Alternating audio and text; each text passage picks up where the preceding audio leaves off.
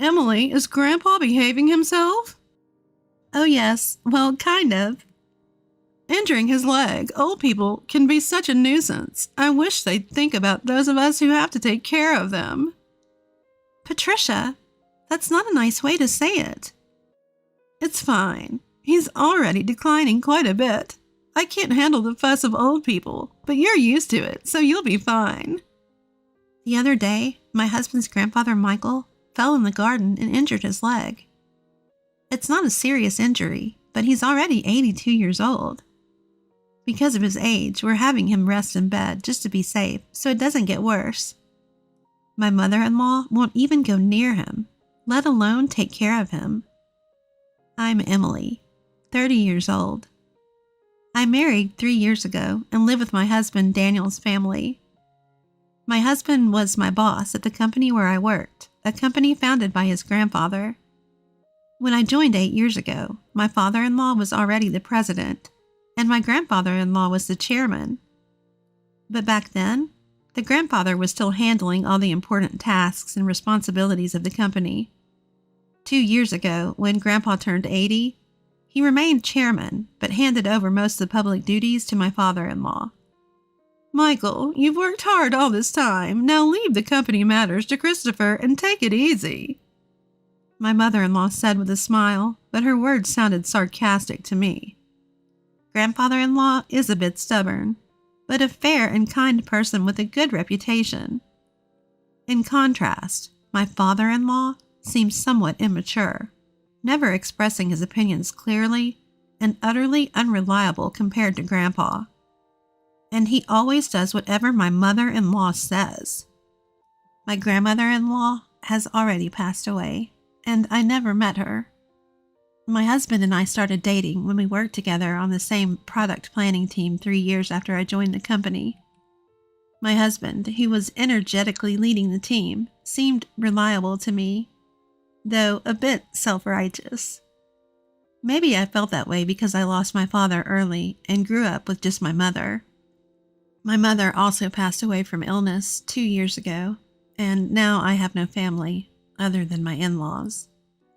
Shortly after I got married, my mother fell ill and needed care, so I quit my job to take care of her. The fact that my husband's family didn't object was probably due to a single comment from Grandpa. It's only natural to take care of the mother who raised you alone. Don't worry and take good care of her. Thanks to that, I was able to be by my mother's side every day for a year without financial worries until she passed away. My mother-in-law seemed a bit dissatisfied, but I was truly grateful. However, since Grandpa handed over the company to my father-in-law, everyone's attitudes towards him has gradually changed. They no longer listen to his opinions as much. And I can't shake the feeling that they're treating him carelessly. At first, I thought it was just my imagination, but watching my mother-in-law and husband's behavior, I can't help but feel that way. My father-in-law's attitude is non-committal, but it feels like he's ignoring Grandpa, as if he's no longer needed since he's practically retired. Watching my in-laws' behavior, I feel somewhat angry. Hey, don't you think your attitude, Patricia, and yours too, is a bit cold towards Grandpa? So what's the big deal? Grandpa tries to talk to you and you barely respond. You don't even try to help him. Like I have time to deal with old people. You can take care of Grandpa. You're the one with the free time. You don't have to talk like that. Quiet. I'm tired from work. Don't nag me about unnecessary things. This is how it goes. No matter what I say, they won't listen to me. My grandfather-in-law doesn't say anything to his family about this. Now I'm the only one who talks to my grandfather-in-law at home. Grandpa, the weather is nice today. Shall we go for a little walk outside? Your leg seems to be healing well, and I think it will be good rehabilitation. Thank you. Let's go out for a bit then. When the two of us went to the park, there were several families with children playing around. My grandfather-in-law looked at the scene with joy. Christopher and Daniel had times like that too. Grandpa? I was busy with work and couldn't take care of the children much. Maybe that's why I couldn't raise Christopher and Daniel properly," my grandfather-in-law said with a slightly sad face, almost like he was talking to himself. Christopher is my father-in-law, and Daniel is my husband. I think about how everyone can be kinder to my grandfather-in-law, but I can't come up with a good idea.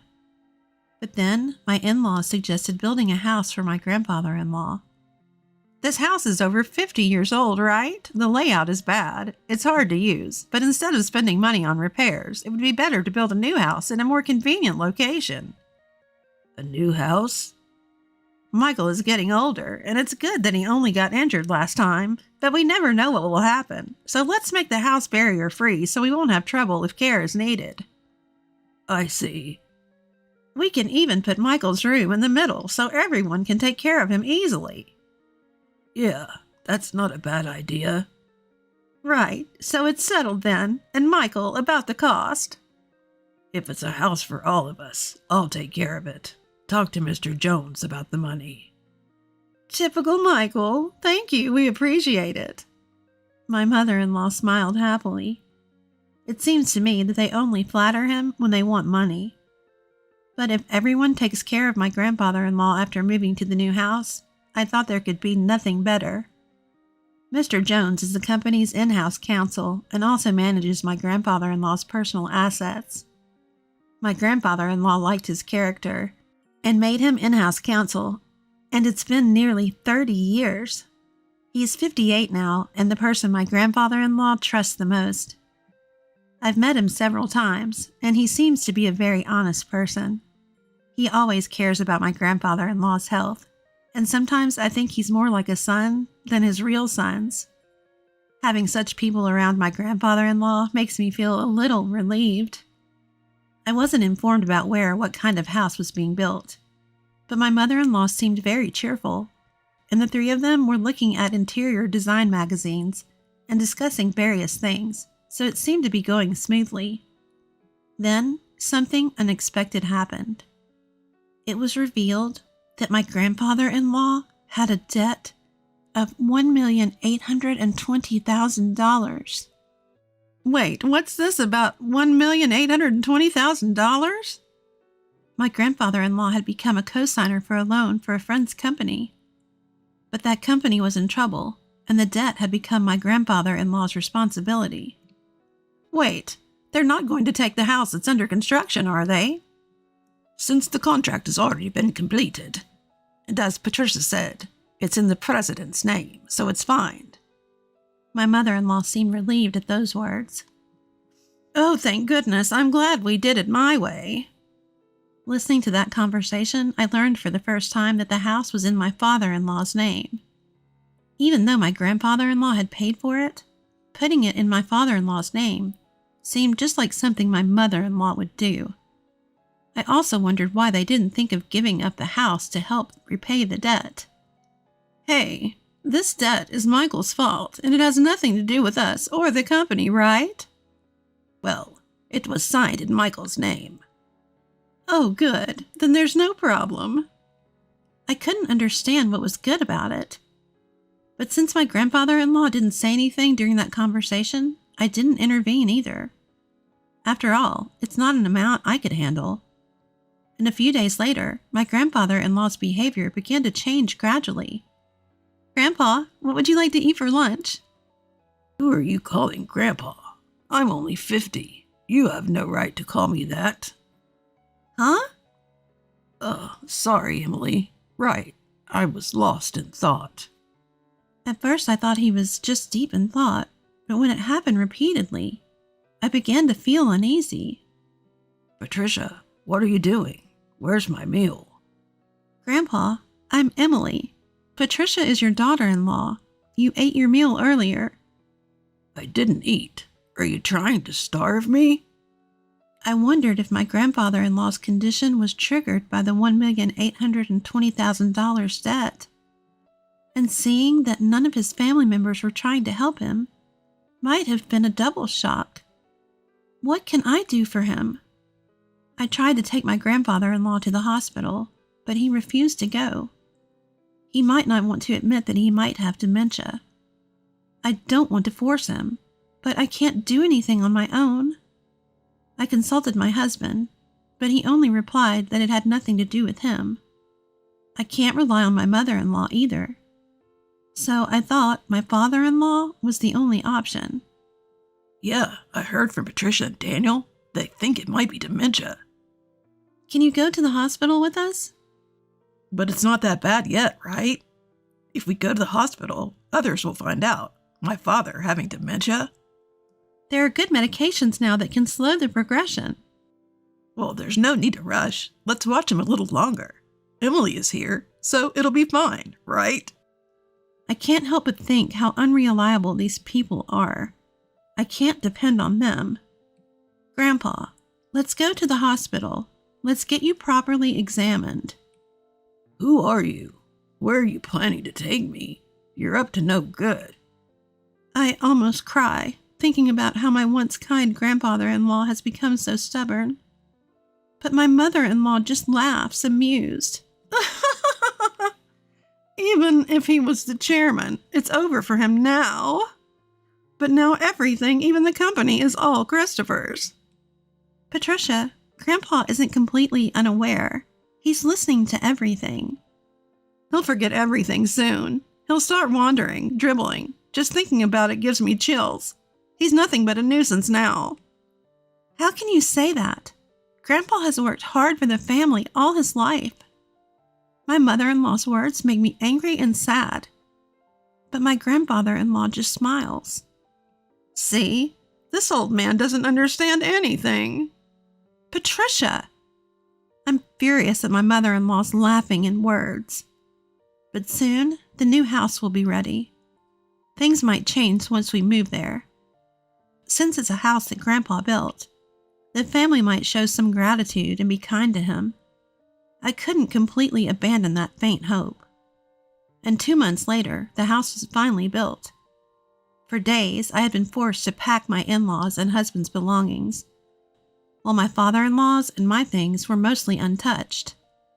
Even when I tried to pack my things, my in-laws and husband kept giving me tasks, so I couldn't make any progress. But I thought it would be fine to move the small things later, since this house wasn't going away. On moving day, after moving most of the things, I went to call my father-in-law, but my husband said, "Ah, you and Grandpa can stay here." What? You can stay in this house. We don't need any extra baggage in the new house. In other words, you and Grandpa will live here from now on, and I'll give you Grandpa's debt too. Well, you can at least be a housekeeper. Hey, let's go. Yeah, I'm coming. Good luck with all the debt repayment and live in care. With those words, my in-laws cheerfully got into the car and left. I was stunned for a while. I couldn't immediately understand what had just happened. Were we just abandoned? And not just me, but my grandfather-in-law too. Only they would live in the new house? It took me a while to understand, because it was beyond my imagination that someone could do something so cruel. How should I explain this to my grandfather-in-law? I slowly returned to the back room. I don't mind taking care of my grandfather-in-law at all. That was my intention from the start. As I was about to timidly call out to him, who was sitting with his back to me, he seemed to sense my presence and turned around before I could speak. Have they gone already? My grandfather-in-law's expression, as he said that, looked completely different from the dazed look he had just months ago. To be frank, he seemed like a different person.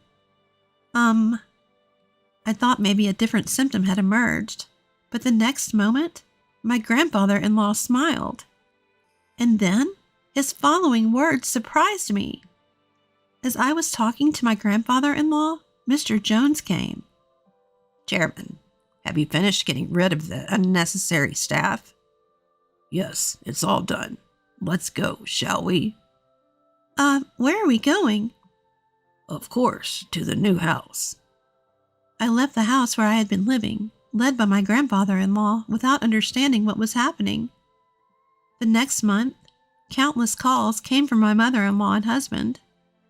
My grandfather-in-law said he wouldn't deal with them anymore, but I answered my husband's call because of the divorce. Hey, Emily, is Grandpa with you? When I went to the old house, it was for sale. It's not worth $1,820,000, so you can't repay the debt. Is that why you did that? What do you mean? Put Grandpa on. Dad said he can't get in touch at all. That forgetful old man has done something outrageous. I knew what he was talking about, but I wanted to hear what my husband would say. Grandpa sold the company's stocks to the executive director. Thanks to that, the executive director became the largest shareholder. And a shareholders' meeting and board meeting were held, and Dad was dismissed as president. But the executive director is well liked, and maybe Grandpa thought he was better to hand over the company to. The executive director must have deceived the senile old man into selling the stocks. This is invalid. You seem to be misunderstanding something.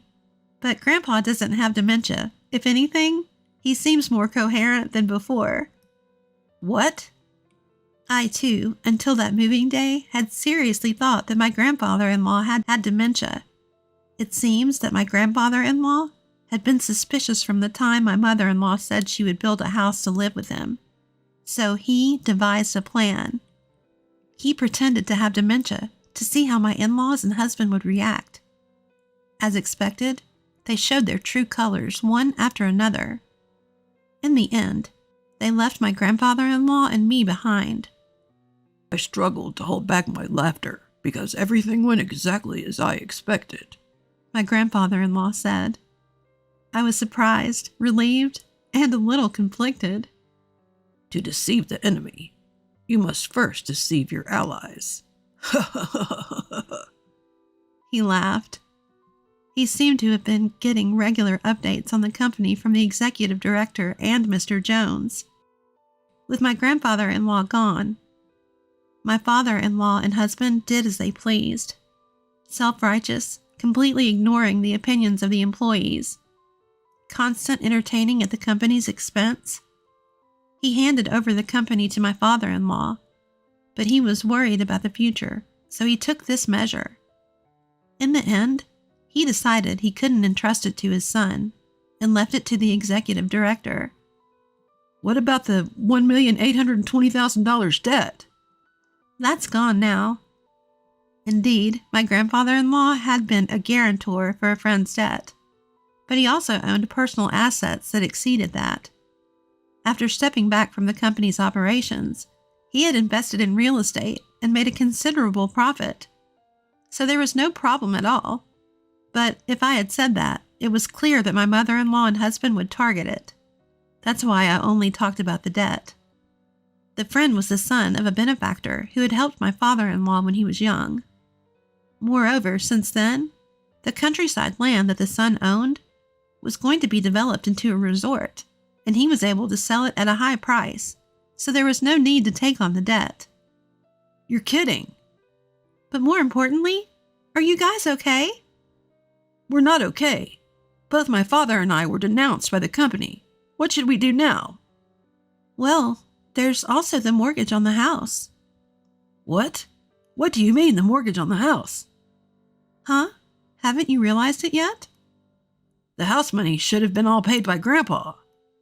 Maybe you don't remember what Grandpa said at that time. When my mother-in-law talked to my grandfather-in-law about the money, he had set the condition that if it's a house where everyone, including me, will live. In other words, if that wasn't the case, he wouldn't pay. Even if the house was in my father-in-law's name, my grandfather-in-law intended to pay if everyone was living together. That's just because you assumed Grandpa would pay and didn't look at the documents properly, right?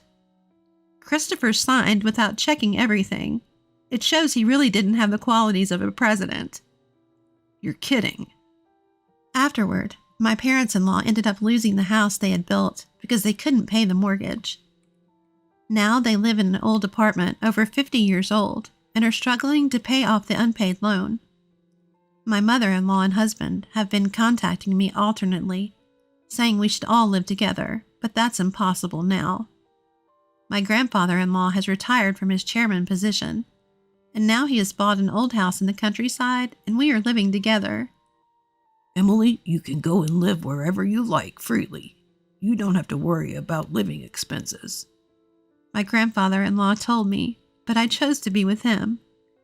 If I'm not in the way, please let me be with you. When I said that, my grandfather-in-law's eyes welled up with tears. Thanks to Mr. Jones, the divorce was finalized and procedures were taken to exclude my former father-in-law and former husband from inheritance, and I became my grandfather-in-law's adopted daughter. If anything happens to my grandfather-in-law, who has become my father, I intend to take care of him until the end. Now the two of us enjoy working in the fields together. Dad, look at this radish. It's big. In the pouring sunlight, warm moments flow. I wish for these days to continue even one day longer. Oh, welcome home. Huh? When I returned home from work, the person who was there was my ex-husband, who disappeared 3 years ago. You're always late. Making your husband wait? Man, I'm starving. Is dinner ready yet? As if it was perfectly normal, my ex-husband barged into my house and brazenly made these comments. In my mind, memories from 3 years ago were resurfacing. The image of my ex-husband who dumped all the household chores on me, shouted at me unfairly, stood me up on our wedding anniversary trip and disappeared. And now, he was right before my eyes. The man I despised from the bottom of my heart was now right in front of me. The voice that came out of my mouth was surprisingly cold. Who are you? Huh? He was just staring at me, looking surprised. My name is Hazel. I'm turning 30 this year. These days, I lead a peaceful life as a company employee, but I have a past. That is about my husband Steve, whom I married when I was 25. I met Steve through a friend's introduction. He, a salesperson, had a manly character, the exact opposite of my quiet and reserved self. I felt something that I didn't have in myself and was drawn to him, so we started dating. In the second year of dating, I accepted a marriage proposal from Steve. After we registered our marriage, we started our married life in an apartment that my parents gave us as a wedding gift. Everything was fine until then. After getting married, Steve's attitude changed drastically. During our dating, he used to speak kindly to me and gave me presents. But after marriage, he stopped doing all that. On top of that, even though we both worked, he made me do all the housework. He left his dirty laundry all over the place, left trash scattered around, and wouldn't even thank me for preparing meals. He even refused to do minor chores like taking out the trash. After living with him for about a month, I reached my limit and decided to talk to Steve one day. Hey Steve, we're both working. Can't you help a little with the housework? Then Steve let out a sigh, as if he was tired. You know we're married, right, Hazel? Yeah, but it's common sense that the wife does the housework after marriage. I couldn't hide my surprise at Steve's outrageous words. That's not true. These days it's common for both parties to share the workload. What? You're trying to make your husband work at home too? You're such a nagging wife. A nagging wife? If you don't want to be called that, you better do your job properly. With that, Steve started watching TV. I couldn't say anything and could only continue doing the housework. A year passed since our marriage, and I got completely used to doing all the housework by myself. Steve started saying, I'm busy with work, and coming home late and even working on weekends. There were days when I realized we hadn't had a decent conversation for 2 weeks. One day, when he happened to come home early, I hesitantly started a conversation with him. Hey Steve, are you still busy with work? Yeah, kind of. You've been coming home after midnight recently, and you don't seem to have any days off. Maybe it's better if you change your job. Stay out of my business! Steve suddenly yelled, surprising me and making me step back in shock. I'm sorry. I just worry about your health. You don't need to say unnecessary things. Leave me. From that point on, Steve started a pattern of returning home late, sleeping, then leaving early in the morning. We hadn't done anything together for months, like going out on weekends. At this rate, our relationship will fall apart. I have to do something. I was filled with feelings similar to anxiety. As I was racking my brains, I came up with a plan. I asked him as he returned home, "Hey, Steve, isn't our anniversary during the upcoming holidays?" Yeah, I guess. He replied gruffly as he removed his tie. Not discouraged, I proposed, "Keep that day free. Let's go on a trip together." A trip? "Yes, wouldn't it be nice? I'll cover the costs. Please?" I see. Steve thought about it for a while, then finally agreed. All right, I'll keep the day free. "That's great. I'll plan everything." And so Steve and I decided to go on a trip for our anniversary. I hoped this trip could rekindle our bond that had been gradually fading. With this in mind, I researched thoroughly and made our travel arrangements. A few weeks later, the day of the trip arrived. Steve hadn't returned home since he went to work the day before. Our departure was scheduled for 10 a.m., and time was quickly running out. I called him repeatedly in a panic, but I couldn't reach him. Finally, in the afternoon, Steve called. "Hello? We're supposed to go on a trip today, right? Where are you?" I asked. Sorry. Work is running late. "We have a check-in time. We should leave soon." Can you go ahead and check in for us? I'll catch up. "Really? You're actually coming, right?" I told you I would. Bye. The call ended abruptly, and I was left dumbfounded. The check-in time was approaching, and I needed to leave immediately. I really wanted to check in with Steve and explore the area together after arriving. But despite my thoughts, I headed to our destination alone. When I checked into the hotel, they seemed surprised to see me alone. Naturally, as I'd made a reservation for 2, I explained that my husband would be arriving later and was then shown to our room. Outside the window, it had started to rain, as if reflecting my feelings. For a while, I stayed in, waiting for Steve's arrival.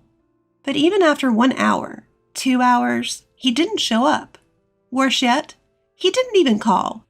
At this rate, the dinner reservation we had made would go by. After several unsuccessful attempts to call Steve, I was only connected to voicemail. In the end, I swallowed my embarrassment and had them make me a dinner for 1, which I ate alone. The meal was lavishly prepared with spirit, but no matter what I tasted, I couldn't find its flavor. My vision blurred repeatedly with tears. When asked by the hotel staff what to do with a cake adorned with a happy anniversary plate, all I could say was, "Please discard it." That day, I ended up staying at my travel destination alone. Although I had a sightseeing tour planned for the next day, I canceled it and hurried home. At that time, I thought something might have happened to Steve. "I'm home. Steve, are you back?" Entering the house, the room was silent, with no sign of anyone. As I dropped my luggage and glanced at the dining table, something had been placed there. It was a divorce paper, signed by Steve, and our wedding ring. What? What is this? What is going on? I searched for a letter but found nothing. Looking around the house, all his belongings were gone, and it was clear that they had been moved out. I was so stunned that all I could do was sit down on the spot. When I came to my senses, I immediately contacted my mother-in-law. She lived far away, and we had only met a few times, but she was a kind woman who treated me kindly. When I explained the situation, my mother-in-law was also astounded. There was no report from him, and he didn't seem to have come to his parents' house. When I called Steve's office after the holiday, I was told a shocking fact. Mr. Smith resigned last month. What? We've been trying to reach him too, but we haven't been able to get through since yesterday. Could you please tell him to contact us as soon as possible? I ended my call with Steve's workplace in a daze. Next, I pulled out my cell phone and called Steve. But all I heard from the phone was, "The number you dialed is currently not in use." And so, Steve vanished abruptly one day. After going through various processes, I submitted the signed divorce paper and forcibly ended our married life. Time passed, and about 3 years have gone by. I have remarried, and am now living a peaceful life. Of course, I was initially distraught, but now I hardly ever think about my ex-husband. It's true what they say, time heals all wounds. As usual, when I came home alone after work, I noticed something. The lights in the house were on. That's odd. Did I forget to turn off the lights this morning? As I reached for the doorknob, I noticed that the front door was unlocked. What's more, there was a pair of ragged men's sneakers that I didn't recognize at the entrance. A wave of tension ran through me, and I was about to pull out my cell phone to call the police. There appeared a familiar face at the entrance. "Oh, welcome home, Hazel." What? The person standing there was none other than Steve, my vanished ex-husband. I was surprised and speechless. Without paying any attention to me, Steve brazenly said, "You're late coming home as usual. You've kept your husband waiting. I'm hungry. Is dinner ready yet?" In my mind, the memories from 3 years ago came flooding back. The audacity of Steve, unloading all the household chores on me, as if it was my duty, yelling at me unreasonably, standing me up on our wedding anniversary trip, and then just disappearing off the face of the earth. Now he is standing right in front of me. The man I hate from the bottom of my heart is now right in front of me. The voice that escaped from my mouth was surprisingly icy. "Who are you?" "Huh?" Steve, taken aback, is staring at me. Returning his gaze sharply, I said, "Leave now or I'll call the cops." "Whoa, wait a minute. You can't tell me you've forgotten your husband's face." He approaches with a smug grin. Upon closer inspection, he's put on weight, let his hair and beard grow out, and looks utterly unkempt compared to 3 years ago. Holding back my growing disgust, I retorted without mercy, "Stay back. What do you mean by husband?" "Come on, we're married, aren't we? You haven't forgotten just because we haven't seen each other for a while, have you?" "What are you talking about? I filed for divorce a long time ago. We're strangers." At that, Steve's face looked like he had been struck by lightning. His eyes wide open and his mouth agape. "Why would you do such a thing?" "You left divorce papers signed by yourself, didn't you?" "What? You took it seriously? Did you really submit it?" I glared at the flustered Steve with a disgusted look. "Is that a problem?" "Of course it's a problem. I didn't intend to divorce at all." "What?" "I thought you would wait for me. I didn't think you'd actually go through with it." My patience had run out with Steve, who was playing the victim. "What do you mean? I thought you would wait for me? After all, it was you who abandoned everything 3 years ago to move in with your mistress, wasn't it?" When I blurted that out, Steve once again looked astonished. Soon after he disappeared, I hired a private investigator to locate him. Half a year after he left, the investigator found him, and the report I received was beyond imagination. About 6 months before he disappeared, he had been having an affair with a worker at his workplace. Apparently, their relationship was an open secret at the office. In the end, he and the other woman quit their jobs and started living together in the neighboring state. Upon hearing this, I had immediately filed for divorce, my love and affection for him completely exhausted. I had been living, trying not to recall the past, yet now he appears before me, even having the audacity to barge into my house. I deeply regretted not having changed the locks. "No, Hazel, you've got it all wrong." I retorted angrily to Steve's plea. "What's there to misunderstand? I've gathered all the evidence through a PI. Go back to her." That's not possible." "What?" We broke up. We've been fighting a lot recently. I don't care about her anymore, Hazel. You're the only one for me." My ex-husband pathetically clinging to my arm. I shook him off, my face full of disgust. "I've told you, you're not my husband. How dare you dictate to me, a stranger to you? I only love you, right? Let's start over our married life. Let's go to the city hall now and reapply for our marriage certificate. Come on, let's get moving. Steve tugs at my arm. This is hopeless. He's not understanding a word. Just as I take out my cell phone to call the police, the front door swings open. Who might you be? Let go of her arm, please. Steve, taken aback, slackens his grip. I instantly run towards the source of the voice. What the? Who are you? My husband. What? I cling to the arm of my returning husband. He gently soothes me. He addresses Steve in a low voice. You're Steve Smith, right? Hazel's ex-husband. Yes, that's me. But you? Her husband? Stunned Steve doesn't comprehend the situation, so I lay it out for him. I've been remarried for a while now. That's why I've been telling you that you're a stranger. My new husband, John Collins, is a colleague from work. Apparently, he has been interested in me since we joined the company. At first, he gave up because I was married. But once he learned of my divorce, he started to make his move. At first, I was wary of men and didn't accept his feelings. But as I got to know John's earnest and sincere character, I gradually let him in. Upon hearing my circumstances, John looked me in the eyes and said, I will never leave you alone, Hazel. I promise to protect you for the rest of my life. Will you please marry me? Tearfully, I accepted his proposal, and I have been moving forward, forgetting the past. Hazel, got remarried with another man? Steve gawks at John and me. Once you understand, could you kindly leave? John's stern face makes Steve recoil. As Steve tries to flee towards the entrance, I stop him. Hold it right there. He looks back at us, trembling with fear. You're going to be paying alimony. It's not beyond the statute of limitations yet, so you will pay for your infidelity. I'm not working now. I don't have any money. I couldn't care less. If you don't pay, I'll take you to court. Remember that. With that, my husband next to me also glares at Steve. You should know full well what happens when you upset her, right? I understand. I'm sorry. With that, he runs off with his tail between his legs.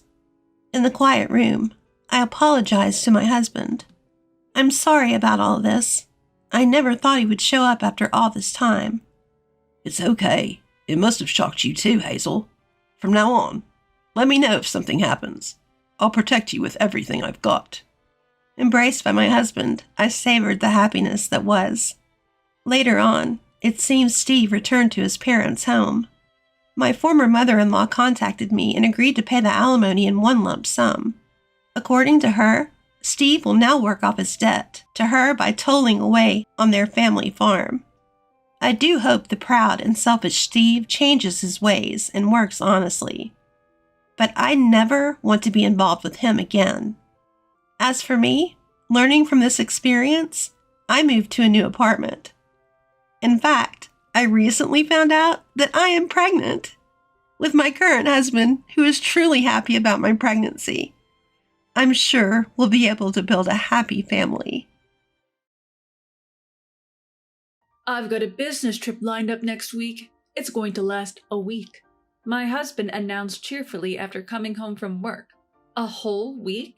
So far, his business trips have only lasted 2 or 3 days. 1 week seemed unusually long. This time it's abroad. Abroad?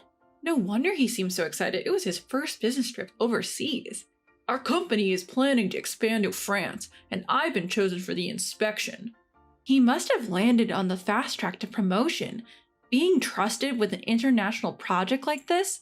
Taking his words at face value, I helped him prepare diligently for the trip. My name is Alice, a 40-year-old working woman. My husband Jake is 42, 2 years my senior. We've been married for 10 years. Despite our efforts, we've been unable to conceive a child. 2 years into our marriage, we got tested and found that the issue was with Jake. I expressed my longing for a child, but Jake refused treatment, so we were unable to have a child. Still, we've managed to maintain a good relationship as a childless couple. Make sure to bring your passport yourself. 2 days before the business trip, I told him to leave his passport, which should be in his room, in the living room. The next day, when I saw it properly placed there, I prepared a suitcase and I felt reassured. However, on the day of his departure, an incident occurred.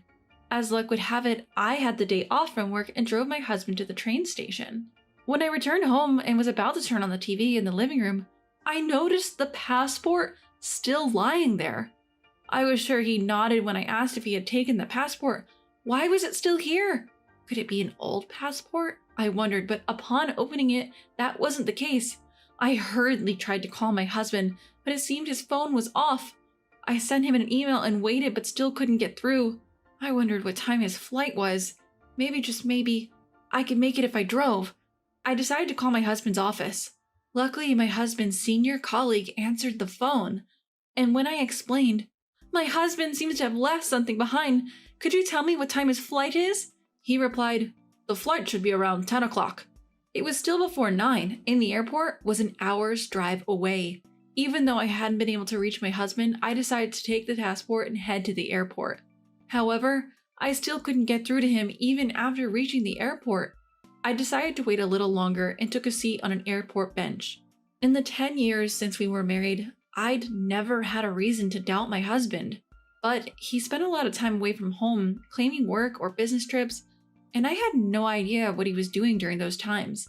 This time too, if it was indeed an overseas business trip, he must have contacted me by now.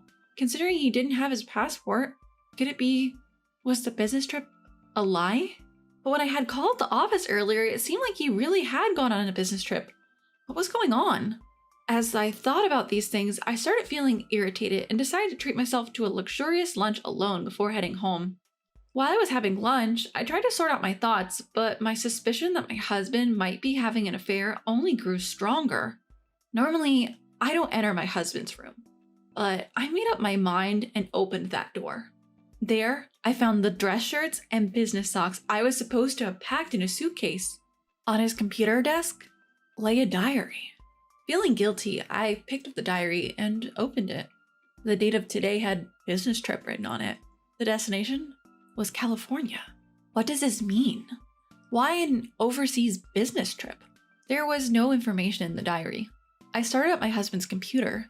Since I have a laptop that I use for work, I never use my husband's computer, so he probably never expected me to touch it. Without having to input any password, his computer started up. Looking through his emails, they all seemed to be work-related, nothing suspicious. I opened all the folders one by one, but nothing seemed to be of concern. Was I overthinking this? But something didn't add up. Suddenly, I decided to check his internet history. Then, I stumbled upon a shocking truth. Night fell, and I finally received a call from my husband. "What's going on? You've been trying to contact me all day." He sounded annoyed. Somehow I managed to stay calm and asked, "Where are you right now? You left something behind." "I've just landed in France. What did I leave behind?" At that moment, I thought I heard a woman's voice in the background, but I only conveyed the necessary information. "Your passport." "What?" Hearing my husband's flustered voice, I quickly lied. "Just kidding. You left behind one of your dress shirts. Can you manage with washing and such?" He sighed. "I'm not a kid. I can manage with one less shirt." Trying to sound as calm as possible, I said, "Right. Do your best on your trip," and hung up the phone. A week later, on the day my husband was to return home, I took the day off and waited at home. This week seemed both long and short at the same time, a strange feeling indeed. I was keeping a low profile in the living room when he came home in the evening. I was prepared to wait until midnight if necessary, as I wasn't sure what time he'd return. But he came back, earlier than expected. My husband walked into the dimly lit living room. "Welcome home." When I called out from the shadows, he was so surprised that he fell on his backside. "Alice, weren't you supposed to be at work? Turn on some lights at least." "I finished work, so I took the day off. I was so spaced out that I forgot to turn on the lights." That's what I said. But in truth, I just wanted to see his face when he returned from his trip with his mistress. "I'm sorry, I forgot to pack your shirts. I bet the laundry is piled up, right? I'll help you unpack." I tried to take his suitcase, but he pulled it away quickly. "There are some work documents in there. I'll unpack it myself. I'll take out the laundry later." With that, he retreated to his room. Of course, there were no work clothes in the suitcase that I had packed. He was clever enough to realize that, but still, why did he do such a thing? Did he take me for granted? After a while, he came out of the room carrying a large pile of laundry. Of course, he had rumpled the clothes he had left behind as if he had used them. Smiling, I took the clothes from him. I'm really sorry. There were only 5 shirts for a week-long business trip, right? Were you okay? He looked away. Yeah, I managed washing them. As he responded awkwardly, I kept cheerfully talking to him. Hey, didn't you bring any souvenirs? Then he sat down on a living room chair, distancing himself from me. I was busy, I didn't have time for that. As we talked, I prepared a beer for him. He opened the beer. I grabbed the remote and turned on a show I had recorded. Hey, this show was on the other day. Let's watch it. It's about Yosemite National Park in California. It's so beautiful. It makes me want to go. Jake, have you ever been there? He glanced at me, then quickly looked away and shook his head. Nah, I've never been to California. I feigned surprise. Really? When I said that, he nodded. Now it's my turn to counter. I shoved the screen of my smartphone in front of him. But you've been to Yosemite National Park, and the food was delicious, wasn't it? What was displayed on my phone was a blog post. When I checked his computer in his room, I found a blog that he frequently visited in his internet history. Looking at the blog, I saw a family from behind. The author of the blog seemed to be a man. Between the man and the woman, there was a young boy. If you just looked at this, you could guess it was a parenting blog. But the problem was the man. I couldn't see his face, but the clothing and stance were undoubtedly my husband's. When I saw that, I panicked and hyperventilated. After a while, I managed to calm down and search for the blog on my smartphone. I bookmarked it without hesitation. Then I opened my planner. I hadn't noted down the days my husband was working overtime, but I did write down his business trip days. Comparing those dates with the dates in the blog, almost every post contained a picture featuring my husband. According to the blog, the boy is 4 years old. When I found this, I thought maybe my husband wanted a child and was having an affair with a single mother, playing house. When I showed the screen of my smartphone to my husband, his gaze stuck to the screen, frozen. This is your blog, isn't it? My petrified husband started to wave his hands in panic. Huh? What are you talking about? What do you mean? I could tell his voice was rising, and more than anger, laughter welled up within me. I pulled out my husband's casual clothes from the laundry he had given me earlier. You wore this outfit yesterday, didn't you? Look at this picture. You're diligent, updating your blog even on a trip. I showed him another blog post. And this outfit is the same, right? To prevent him from making excuses, I had taken his clothes out of the chest of drawers. As I pulled out his clothes while comparing them with the blog, my husband seemed to give up, started to sob, and began to kneel down in apology. I'm really sorry. It was just a momentary lapse. A girl I met at a bar seemed to take a liking to me. And she said she was a single mother, so I got caught up in advising her. Oh, isn't that interesting? Taking your mistress along on a company trip? How impressive. As I looked at my husband with cold eyes, he continued without looking up. No, you've got it wrong. She wanted to go to California, and it just so happened my business trip was to Yosemite, so we met up there. Are you serious? My husband kept his head down and begged for forgiveness. It was just a moment of weakness. I'll break up with her. I won't see her again, so please forgive me. I let out a sigh. That's a cheap apology. With that, I placed the divorce papers in front of him. When he checked the divorce papers, he once again apologized dramatically. I'll pay compensation money. Don't say we're breaking up. I could only sigh. Cheating for 5 years on a whim. That's half our married life. Upon hearing those words, my husband's face changed color. I continued.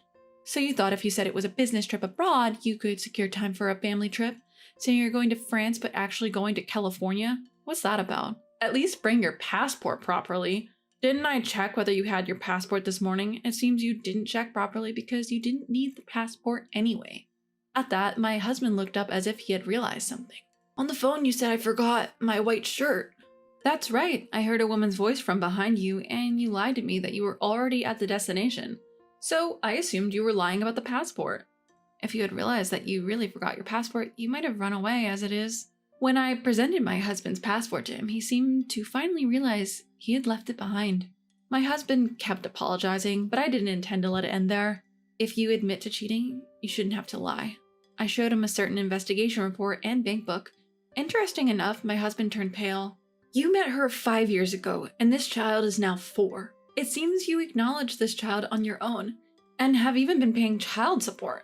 When I found evidence of his affair in our bedroom, I immediately called my lawyer friend. She agreed to meet me that very day, so I took as many pictures as I could of my husband's diary, the clothes he wore in his blog posts, and headed to meet her. My friend agreed that he was undoubtedly having an affair and suggested that I hire a private investigator for more concrete evidence. The investigation confirmed without a doubt that the child was indeed my husband's secret offspring. After that, I went back home and checked my husband's bank book, only to be shocked once more. 60,000 yen was being deposited into the same account every month. The account holder's name was a woman's. It was probably child support. He used to complain about not getting raises, but it seems he was earning well enough. The money was just disappearing into child support. I might not have noticed if it weren't for this. We each managed our own bank accounts, and this wasn't the account we used for household expenses. I would never have seen it. My husband turned pale and couldn't utter a word. I showed no mercy. After all, you're not supposed to be able to have kids, right? Is that boy really yours? When I laughed and said this, my husband finally retorted, "That hospital's examination must have been wrong. It was your fault we couldn't have kids." Well, that doesn't matter anymore. I've left everything to my lawyer. Thanks to you being away on a business trip to France for a week, I've gathered plenty of evidence. When I said this in a sarcastic tone, he became enraged, realizing he had no way out. "I'll pay whatever compensation I owe, just get out." I picked up the voice recorder that I had left on the kitchen counter. "Everything you lied about is recorded here. Bye."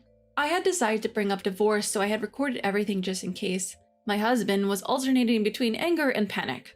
I didn't pay him any attention and walked out of the house with my bag. My husband watched me leave without much resistance, perhaps thinking I might return if he apologized again later. After all, as far as he could see, everything in the house remained untouched. I wonder when he'll open the door to my room. I've moved out all the necessary items, so my room is now completely empty. Thinking about this made me feel somewhat happy, and I returned to my company dorm. Later, I formally requested compensation from my husband, and the divorce was settled smoothly.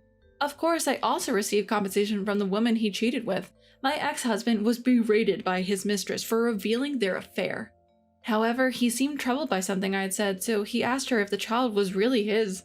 She replied candidly, "I don't know whose child it is. At the very least, you were just a cash cow." My ex-husband sent me an email detailing his side of the story, with the other woman playing the tragic hero. At first, I found it amusing, but I lost interest when I found out that he was forced to resign from his company and was living in poverty, so I blocked his emails. I have no idea what happened to him after that. I started a comfortable life in the company dorm, doing things I couldn't do while I was married, like going out for drinks leisurely and traveling with my colleagues. I'm enjoying my life. I have a mother who lives alone. Contemplating her circumstances, I approached my husband about the idea of living closer to my mother's house. However, he flatly retorted, "We are not moving near your mother's house. We should live with my parents instead." I was shocked. He just disregarded my feelings and tried to impose his will. With a deep sense of frustration, I decided to take matters into my own hands. My name is Isabella. I'm 30 years old. I live with my husband, Mark, and our 2-month-old son, Chris. Mark and I work at the same company. Although we are in different departments, we often work together on projects, and we share a number of acquaintances. We had a grand wedding celebration with our colleagues, and I was determined to make our married life a happy one. Initially, Mark and I lived in his apartment.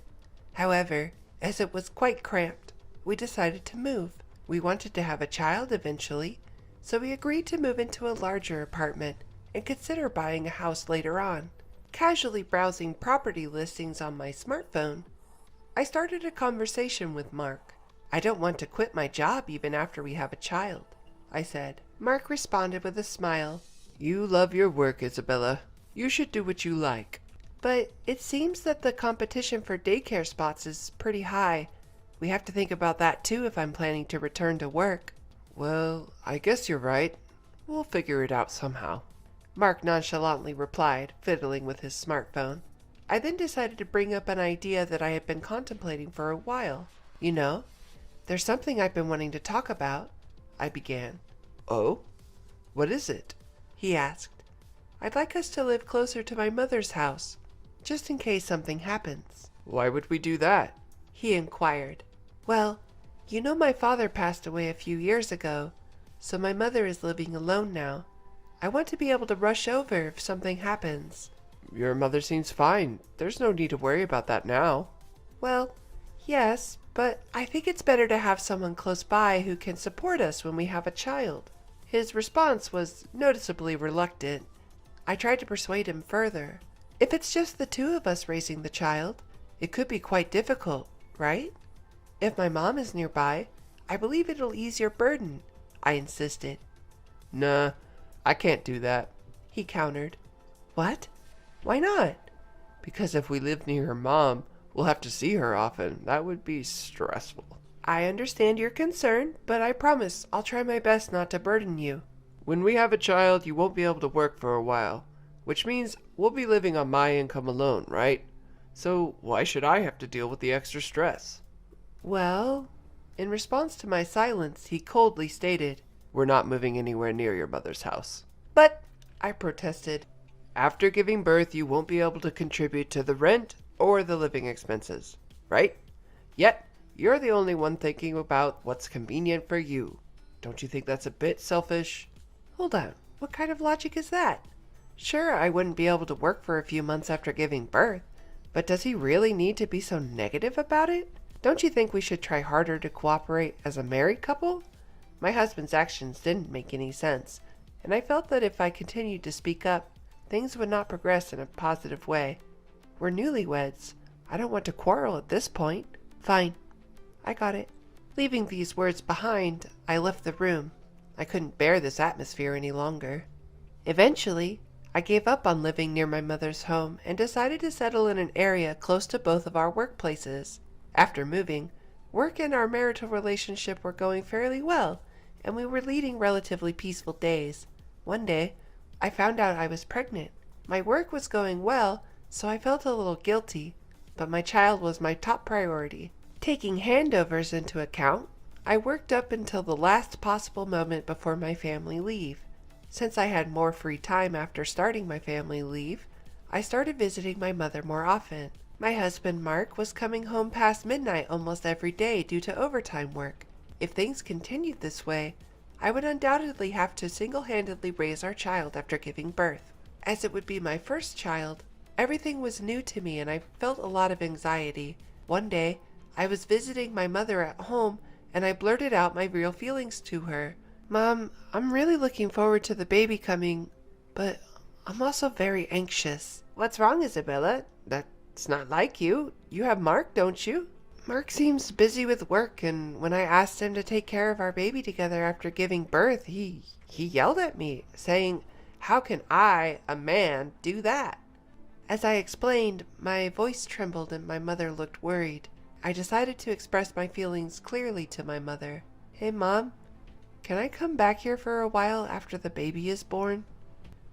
Well, my mother tilted her head and thought for a moment. It's going to be tough at first, and it would be a bit of a hassle for me to commute to your place every day.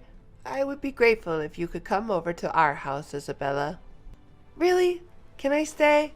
Of course. I'd be happy to spend time with my grandchild, and nothing would make me happier than being able to support my daughter. Thank you, Mom. I'll talk to Mark about it when I get home today. By revealing my anxiety to my mother, my heart felt significantly lighter. Right, I should talk to Mark properly. As a couple, we need to consider our child's future carefully. That night, I talked to Mark about the situation with my mother. However, his reaction was not what I was hoping for. What? Go back to your parents' house? You must be kidding. I'm serious. I leaned forward trying to convince my husband.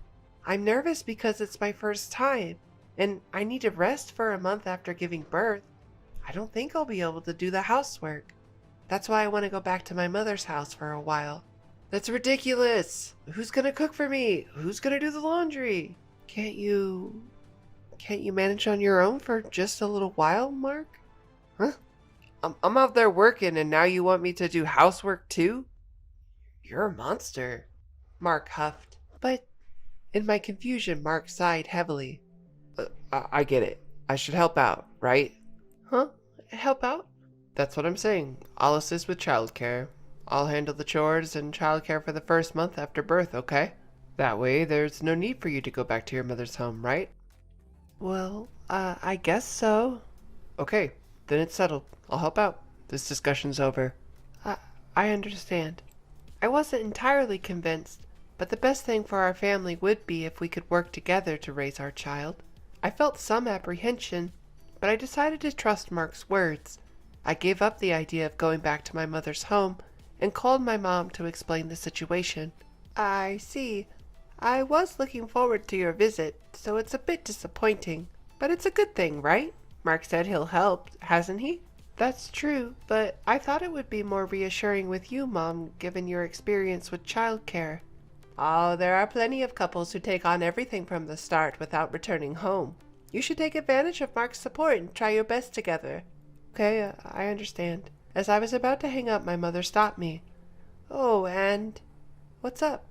Always tell me when something happens. I'm always on your side, Isabella. Thanks, Mom. I'll try my best with Mark. I needed to work hard to keep from worrying my mom, and so I resolved to take on childcare with my husband. A few days later, our first son was born, and the tumultuous life of parenting began. As promised, Mark did help out, albeit in a limited way. His involvement amounted to doing some light shopping after work and taking out the garbage, tasks I had managed. However, Mark was stubbornly hands-off when it came to childcare. He had never changed a diaper or even made a bottle. I was tired from the unfamiliarity of childcare and had no energy to complain. This kind of parenting life continued for about 2 months. One evening, after putting our son to bed and returning to the living room, Mark arrived home. I'm home. Welcome home. I'll start making dinner, so just wait a bit. What? At least keep something ready to heat up. You're not good at managing things, are you? Well, what can I do? Our little Chris just fell asleep. It's been 2 months and you still can't get him to sleep properly? Never mind. I'll go take a bath first. Have dinner ready by the time I'm out. With that, Mark left the room. What was that about? Who does he think he is? Why does he demand perfection from me when he doesn't contribute to childcare at all? My irritation built, and I wanted to throw something, but I couldn't wake up Chris, who had just fallen asleep. I held back my anger. 30 minutes later, without saying a word, Mark started eating his dinner right after he got out of the bath. As I stared at him, shocked by his behavior. Oh yeah, I have something to talk about. Mark stopped me. Talk? What all of a sudden? I got a call from Dad today. Seems Mom fell and can't move her leg well. What? Your mother? According to my husband Mark, his mother had gone shopping with a neighborhood friend, had a dramatic fall, and was immediately taken to the hospital in an ambulance. Even after several hours, her leg isn't moving and the doctor diagnosed that she might need assistance going forward. I see. That's hard. Your father must be having a rough time. To be honest, I was more worried about my father-in-law than my mother-in-law. From the beginning, my mother-in-law did not like me. She was even cold to me at our marriage introduction. When I announced my pregnancy, "We don't need a girl, do we?" she was the type to say nonchalantly. The one who always scolded my mother-in-law and stood by me was my father-in-law. Let me know if you need anything. I'll be there for you if you need me. Each time he met me, my father-in-law encouraged me like this. If my stay-at-home mother-in-law couldn't move, my father-in-law would be really struggling. While recalling the happenings at my in-laws' home, Mark dropped an unbelievable proposition. Here's the thing. I had a great idea. Let's live together with my parents at my home. What? Don't you think it's a good plan? I'm worried about Mom, and you, Isabella, are not working now. If we live together, it will reduce Dad's burden, and he would be happy. Wait just a minute. You're joking, right? The reason I'm not working is to take care of our son, Chris. I can't suddenly decide to live with your parents. But it's been 2 months already. You must have some free time now. Right now, Mom is the priority. You should understand that. Is he serious? When I suggested living near my mom, he outright refused. But now it suits him just perfectly. Mark is not the type to visit his home frequently, so it was convenient so far. But living with my mother-in-law is out of the question. Knowing Mark, if we lived together, he would certainly side with his mother and be harsh on me. Unable to bear it any longer, I vented my frustrations. Don't mess with me. You flat out denied when I wanted to live near my mother, but now it's okay when it's about you? What? What's that about? Your mother is fine, isn't she? But unlike your house, my mom lives alone. What if something happens? You're not considering my anxieties, are you? Shut up. Listen here. You married me and became my wife. You should stop arguing and listen to what I say. At that moment, any residual affection I had for my husband vanished instantly. He doesn't consider my feelings, let alone seeing me as an equal. I cannot continue a marital relationship with him. Seeing my silence, Mark probably thought I had agreed and dropped this line. Anyway, it's decided that we're going to live together. We're moving as soon as possible, so get the stuff packed by tomorrow. I understand. You should have just obediently listened to me from the start. With that, Mark left for the bedroom without even clearing the dinner dishes. The next day, once Mark left for work, I packed the minimum necessary stuff and left the house. Of course, just for me and my son. When I returned to my mother's house with my son, my mother was initially shocked, but accepted our situation once I explained. As he returned home from work, my husband, Mark, called after realizing that my son and I were not there. Hey, where are you right now? At my mother's place, Mark. What? What the heck are you doing without my permission? Get back here right now. Well, our son's already asleep, and it's late. So no. Besides, I'm not planning on returning. What the? Mark yelled at me over the phone, something that was rare for me to oppose him. Listen here, if you don't come back right now, we're getting a divorce. You got it? A divorce?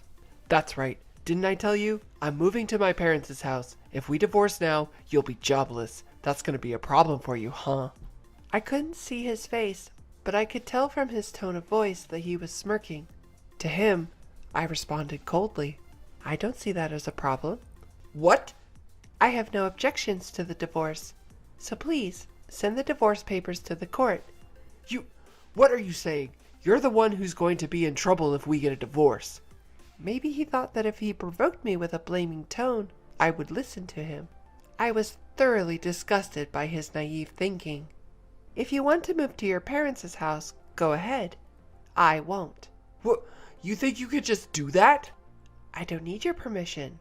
After all, we're getting a divorce. Why should I listen to what a stranger has to say? Who do you think you are talking like that? My patience with Mark, who still looked down on me, had reached its limit. Enough is enough. Who the hell do you think you are? How much more do you have to belittle someone before you're satisfied? I didn't get married to become your slave. Stop treating women like they're stupid. What's going on? Isabella, calm down. Calm down? I can't keep quiet after being belittled this much. If we can't support each other as a couple, then I don't need a man like you. Divorce? I'd be more than happy to.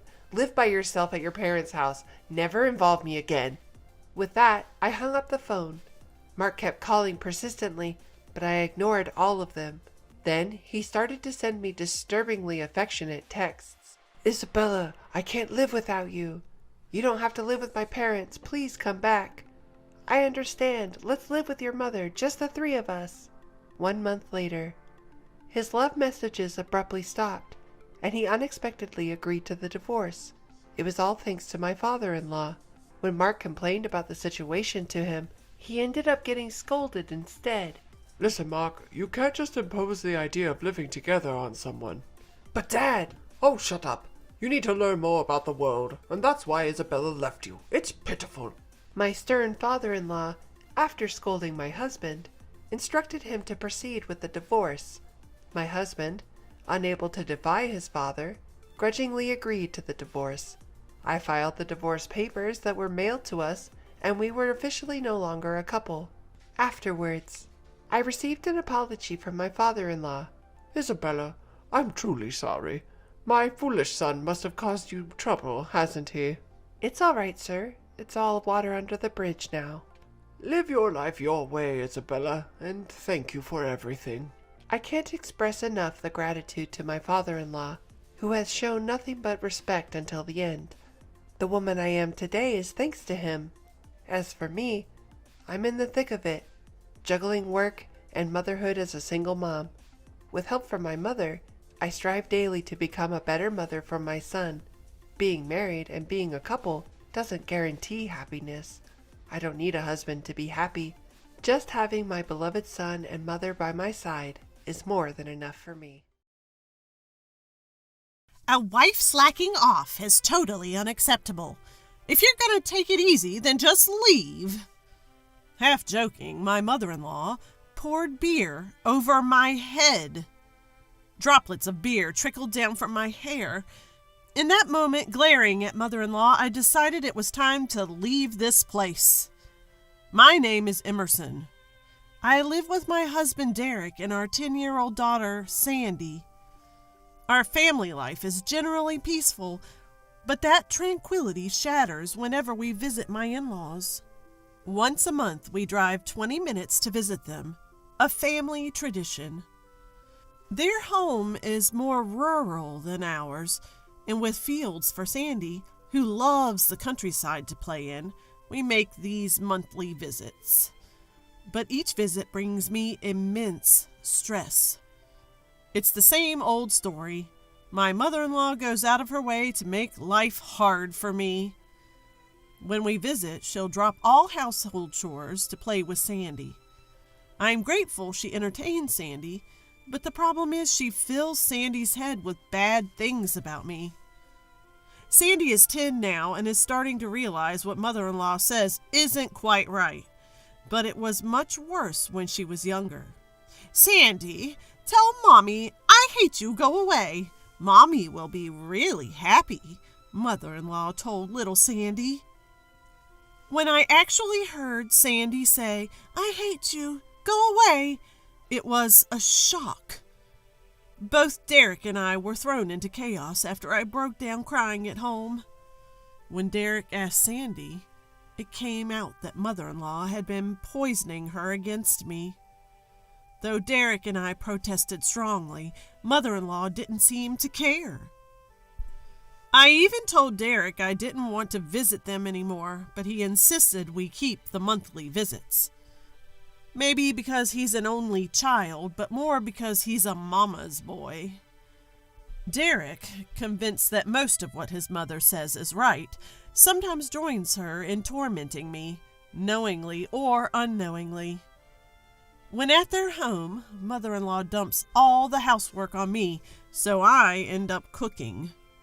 Cooking in someone else's kitchen is always challenging. And mother-in-law would chime in, why on earth did Derek marry such a slow woman? Sandy and I are starving. Derek would add, well, you are a bit slow, Emerson. You like to take your time, making me even angrier. In the car ride home, after confirming Sandy was asleep in the back seat, I confronted Derek. He responded, look, I know it's bad, but if I don't agree with Mom, she could say worse things.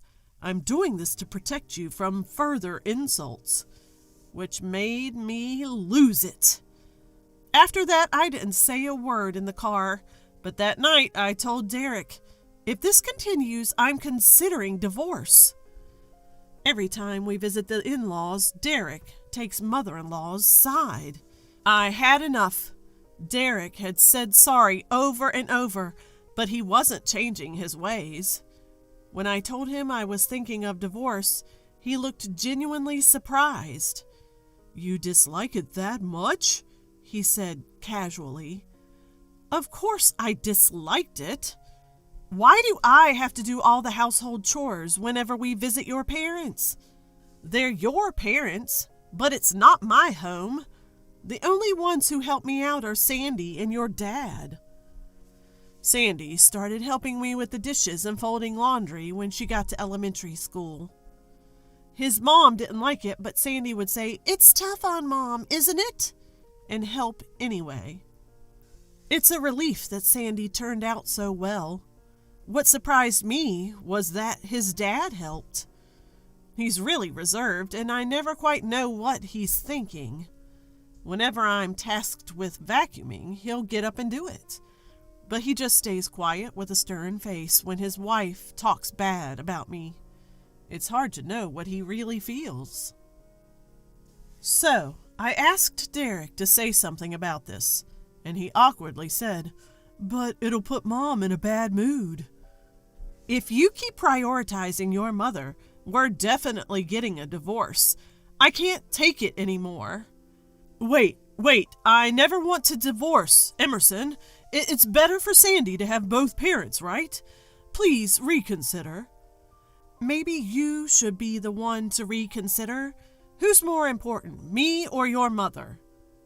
When I stared at Derek, he answered with a troubled voice. You and Sandy are the most important. After some thought, he broke the silence. Okay. I won't side with Mom anymore. I'll protect you, Emerson. Just give me a chance.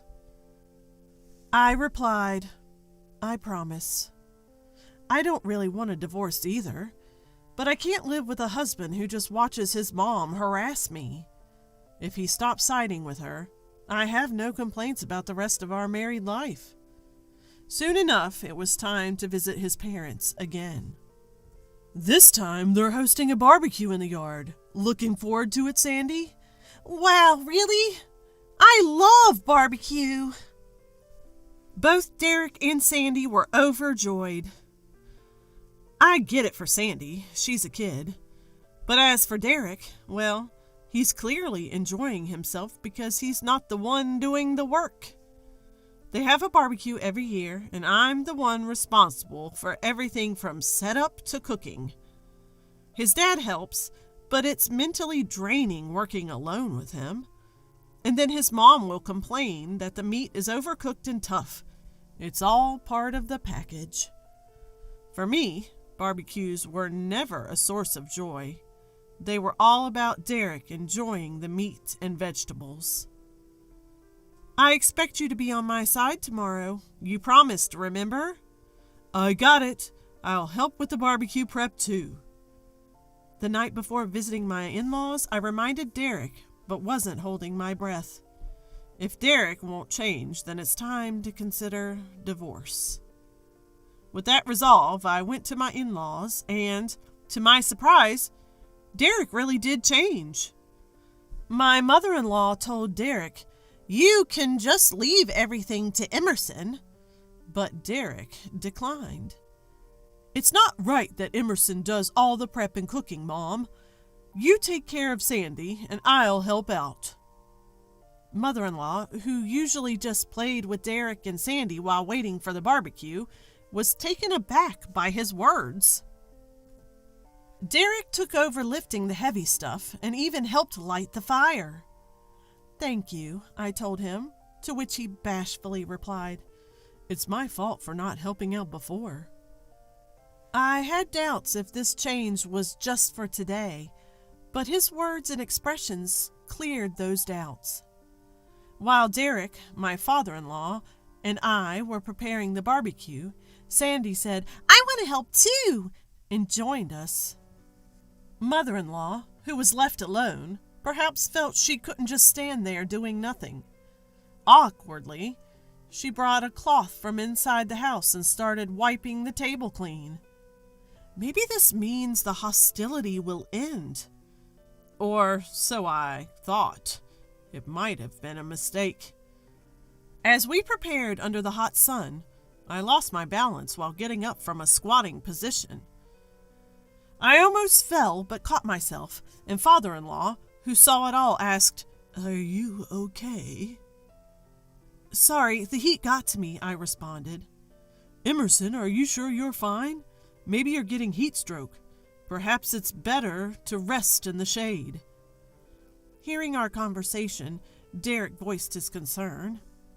I was a bit surprised since I had never been allowed to rest at my in-laws, but this time I took Derek up on his offer.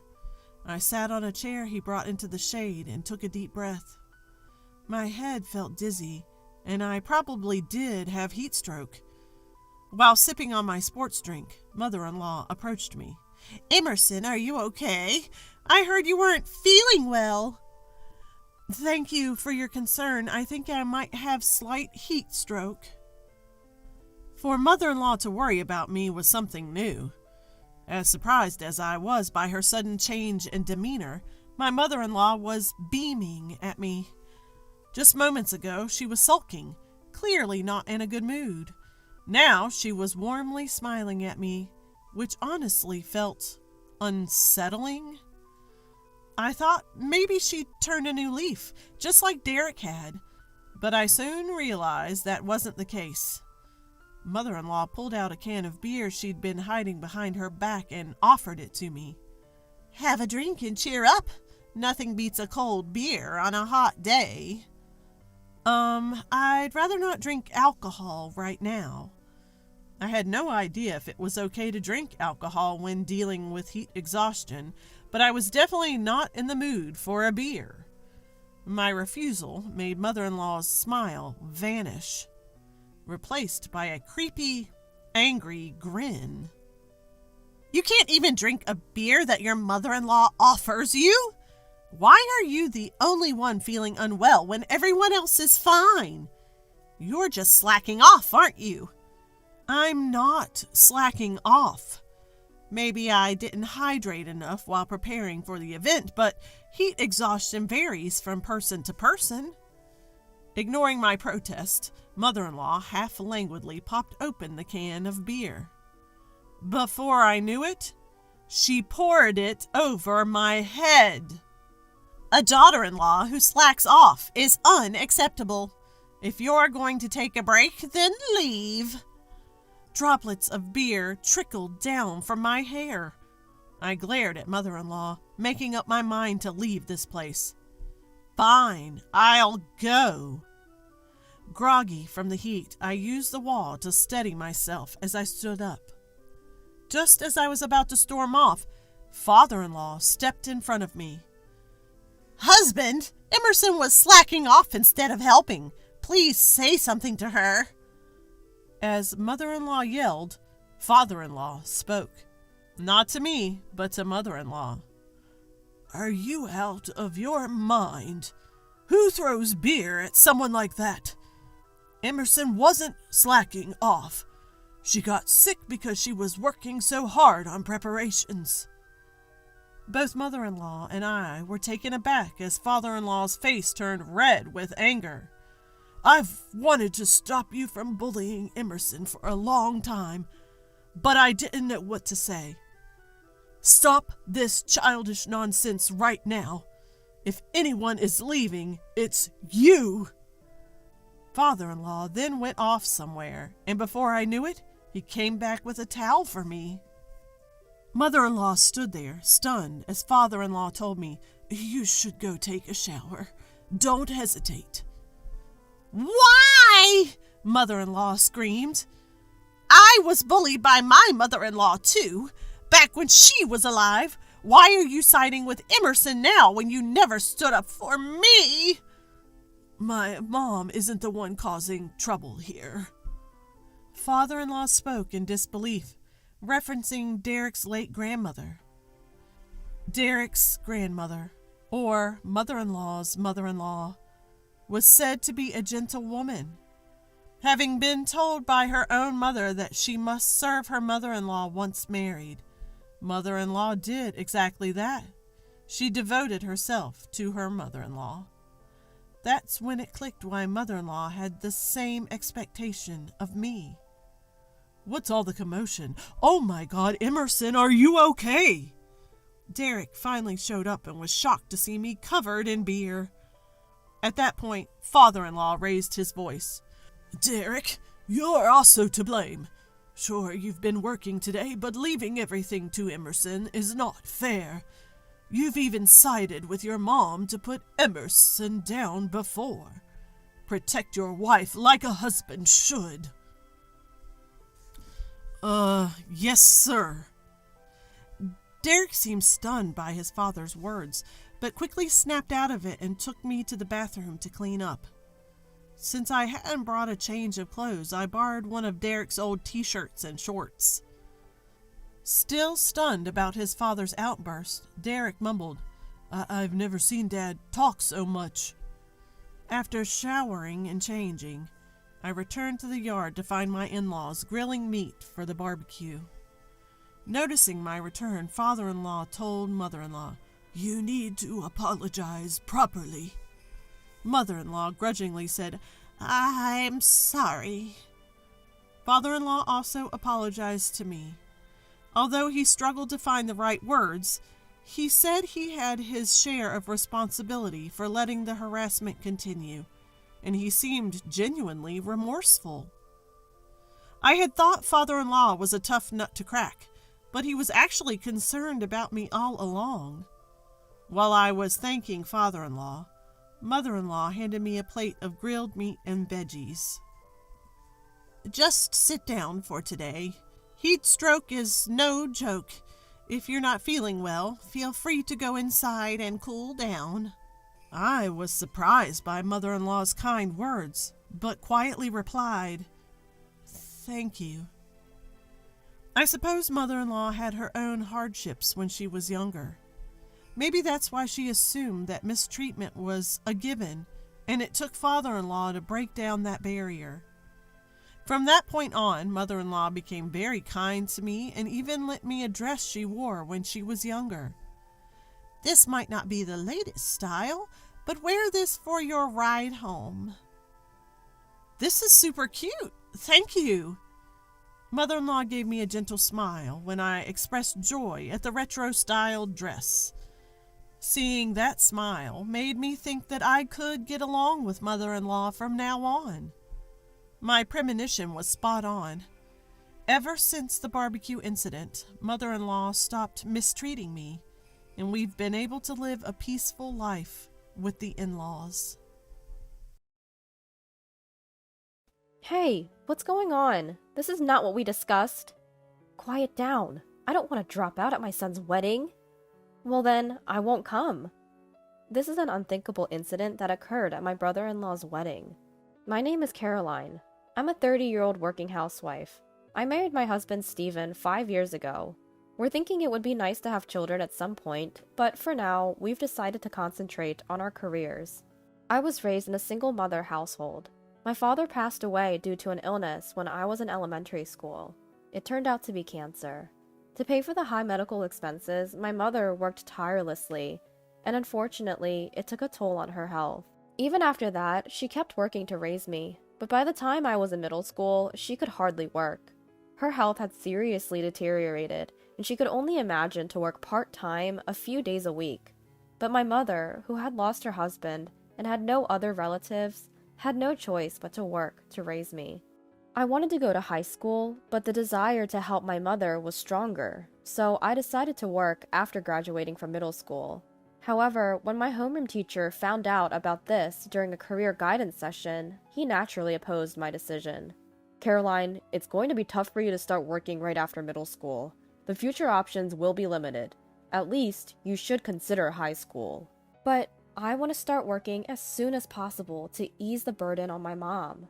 "Caroline, there are scholarships available now, and you can go to night school or take correspondence courses while working during the day. There are many options, so think it over. I'll return this career guidance form to you, so please write at least 2 other career options besides getting a job, and hand it in within the week." I reluctantly took the form returned by my homeroom teacher and decided to research on the internet using my mother's cell phone when I got home. When I started typing in the search window, I saw search stories that my mother had probably looked up. High school scholarships, financial assistance for non-taxable households, high school welfare benefits. I was curious, so I decided to search for them. Then I found out that there are indeed scholarships and various other systems available, just as the teacher had said. And for households on welfare, it seems that money needed for school supplies and tuition fees are also provided. I might be able to go to high school without burdening my mom. I was not entirely uninterested in further studies to begin with, so I began to hope a little. I decided to compare each system and opened the search history. And below the pages I had searched, there was something incredible. There were histories of question and answer sites and city websites my mother had searched for. Search history showed signs of keyword searches for welfare application, conditions to receive welfare, what to do when denied welfare, and not allowed to apply for welfare. These search histories seemed like cries from my mother's heart to me. Perhaps my mother had researched for my sake, learned about welfare, but was turned down at the counter and couldn't receive an application. Seeing this, I just couldn't think or research about going to high school anymore. And then the weekend came. When my homeroom teacher asked me, "Have you thought about your career path?" I replied that I simply couldn't consider going to high school. As expected, my teacher looked dissatisfied. Though no further guidance came during that moment, my mother received a call from the school in the evening. After hearing the situation from my teacher, she confronted me. "Why are you thinking about getting a job? If it's about money, I'll figure something out. Please, just go to high school." I responded, "But Mom, you know you've been denied welfare, right? I know going to high school costs more than a scholarship can cover." "How did you know?" "I saw it when I borrowed your cell phone. Since Dad passed away, it's been just you and me. What am I supposed to do if something happens to you? Please don't push yourself anymore. I'll work once I graduate to make up for all the hard work I've put in." Tears streamed down my mother's cheeks at my words. The person who was probably the most worried about my education and our finances was my mother herself. Sobbing, she hugged me and kept repeating, "I'm sorry. I'm so sorry." Thus, due to my strong will, I decided to work right after graduating from middle school instead of proceeding to high school. However, finding a job as a middle school graduate was very difficult, as most job postings required at least a high school or an associate's degree. Even if the job didn't require a certain level of education, an ordinary middle school graduate with no qualifications would likely be rejected during the paper screening process. Eventually, I ended up working part-time until 6 p.m. after graduating from middle school. One day, I was called in for a meeting by my boss, who proposed that I work as a full-time employee once I reached the age equivalent to a high school graduate. According to my boss, my diligent work ethic despite my young age had been noticed. There were some conditions to meet, but I gladly accepted the offer. Afterwards, I fulfilled the conditions set by my boss and was promoted to a full-time position in April of the year I turned 19. Despite many hardships, my life was sailing smoothly. It was around this time that I met my current husband, who I was introduced to as a business partner. We got closer through work meetings and began to discuss personal matters. He also lost his father in a traffic accident and was raised by a single mother, similar to my situation. We clicked instantly over our shared experiences, which eventually led to a relationship and marriage. When we went to meet his mother, she initially welcomed me, but turned hostile when she learned that I was a middle school graduate. "I can't believe you didn't even go to high school. We may be a single mother family, but I managed to send Steven and his brother Robert to high school and college. Even if it required scholarships, it was possible to attend high school. What was your mother doing?" "Mom, that's no way to talk. Our circumstances were due to an accident, and we also had compensation from the other party. Caroline's family has its own issues. It's not fair to compare like that." If you do your research and follow the proper procedures, there are many grants and supports available. No offense, but it makes me think either she had poor grades that prevented her from going to high school, or both mother and daughter are simply ignorant. Either way, she's no good as your wife. I can't approve of a marriage with such a woman. The harsh words I received had left me deeply frustrated. My brother-in-law, Robert, had mocked me incessantly for only having a middle school education, making acceptance by my husband's family seemingly impossible. Eventually, we defied their approval and got married, sort of eloping, and had a private ceremony. Given the circumstances surrounding our marriage, my husband and I found ourselves largely estranged from his family. Nothing improved over time. Our relationship was merely superficial, limited to basic greetings. Then, one day, we received a phone call from his family. "Hello, Stephen. Robert is getting married. They are planning a wedding ceremony, and we were wondering if you and Caroline could attend." Just like that? Out of the blue? What a turn of events. After treating Caroline so coldly all this time, you guys sure are feeling generous now, aren't you? I do apologize for that, but Robert's bride-to-be insists she wants blessings from all the family members. Please, for the sake of your mother. Stephen and I discussed it at length and decided that if this could be a chance to mend relations, we would attend the wedding as his mother wished. On the day of the ceremony, my husband was asked to come earlier than planned to help out, so we ended up going separately. Although they told me it was okay to arrive just in time for the start, I decided to go a bit earlier so I could greet my in-laws. However, when I arrived at Hotel A as instructed on the invitation, there was no sign of a wedding taking place, and there was no one else around just for a wedding. So I decided to ask the hotel staff, "Excuse me, I have this invitation for a wedding here?" The staff member gave me a puzzled look and said, "Could you please wait a moment?" and went to the back, leaving me to wait for a while. After waiting for a bit, the staff returned with a response I could not have anticipated. "I'm sorry, but there are no weddings scheduled at our hotel today." "What? But it clearly states this hotel's name, right here." I double-checked the invitation with the staff, but the hotel's name printed there was undoubtedly correct. Just then, my phone rang. It was Steven. "Caroline, where are you?" "I'm at the desk of Hotel A. Steven, where are you? They are telling me there's no wedding here today." "Why are you there? Didn't you get the call from my mom this morning? The schedule and venue have changed." "What? I didn't receive any such call from your mom." "No way." "Hold on, I'll get there as soon as possible. Where is it and when does it start?" "It's at the chapel in Hotel B. The ceremony starts in 20 minutes, but I don't think you can make it in time from there." The location Steven gave me was on the opposite side from Hotel A, past our home. The turn of events led me to believe this was his mother's doing. "Steven, can you hand the phone to your mom?" I decided to confront her directly over the phone. "Hello, Caroline. Why are you calling at a time like this? We're quite busy." "Don't play dumb. What's going on? I just got a call from Steven and the story doesn't match up. The time and location of the ceremony are totally different from what we were told. And you lied about contacting me. What are you trying to do?" "You're such a nuisance. Even if you're not the brightest, try to read the room a little. Your presence would spoil a special occasion like this, and it's embarrassing to have a dropout, so don't come." "Fine." Suppressing my frustration, I reached out to a certain person. Meanwhile, in the groom's waiting room at the wedding venue, Steven was having a heated argument with his mother and brother. "Mom, how can you say that to Caroline? And Robert, why was the content of the invitation sent to our house different from the others? Were you deceiving us from the start?" "Huh? What are you talking about? As long as you're here, everything will look fine. And it won't be a problem even if the dropout isn't here, right?" "Don't you dare! Stop belittling my wife any further." "Steven, Robert, both of you, stop it. This is right before the important ceremony." "Who do you think caused this massive bride harassment at this important ceremony?" At that moment, there was a knock on the waiting room door. Outside the door were Robert's bride-to-be and her parents. "I heard that you declined Caroline's attendance.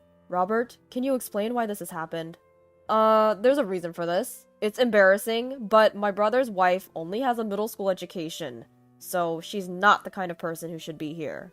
"That's right. My eldest son's wife, Caroline, is a dropout.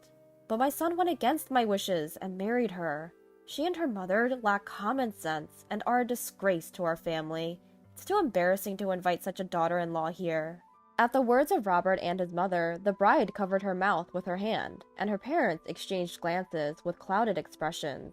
"Robert, even if it's true, there are things that are acceptable and things that are not acceptable in society."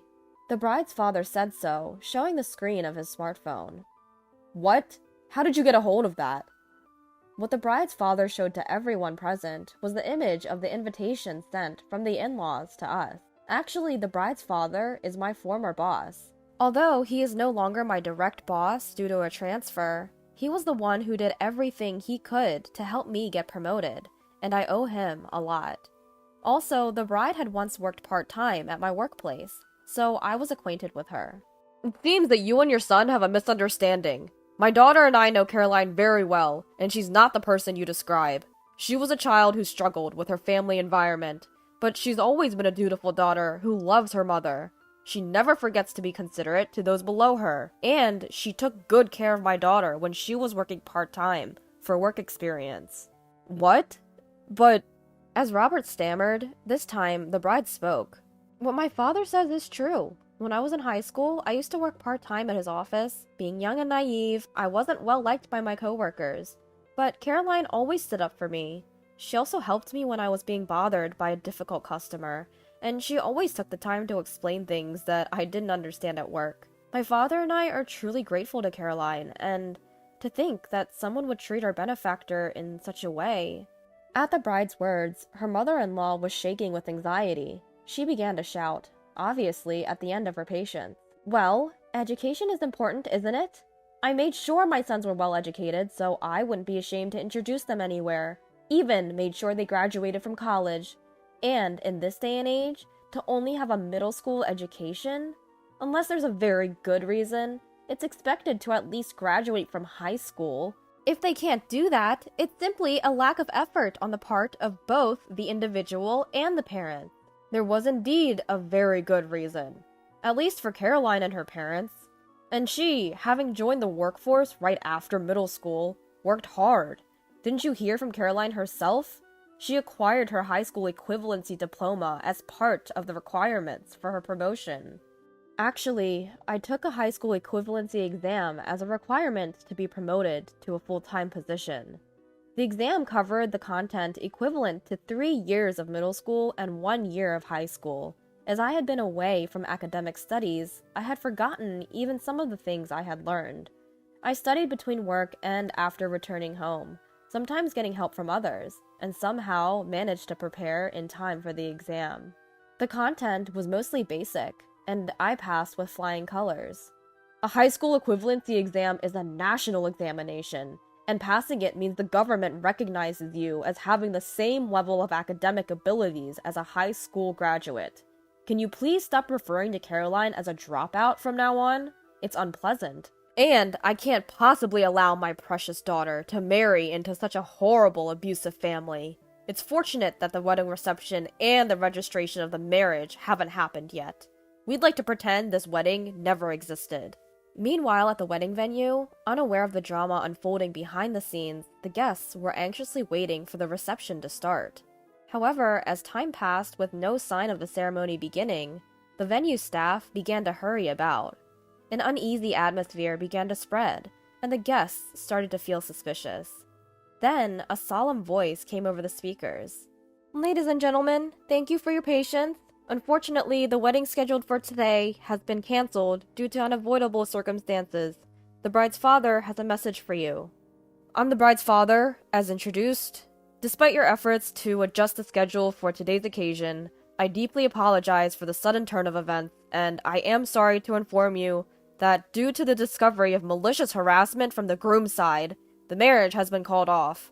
I take full responsibility for not noticing this until now. The reception has been cancelled, and we will proceed with a simple dinner. All the wedding gifts will be returned, so please be assured. I am terribly sorry for the inconvenience." After finishing his speech, he bowed deeply.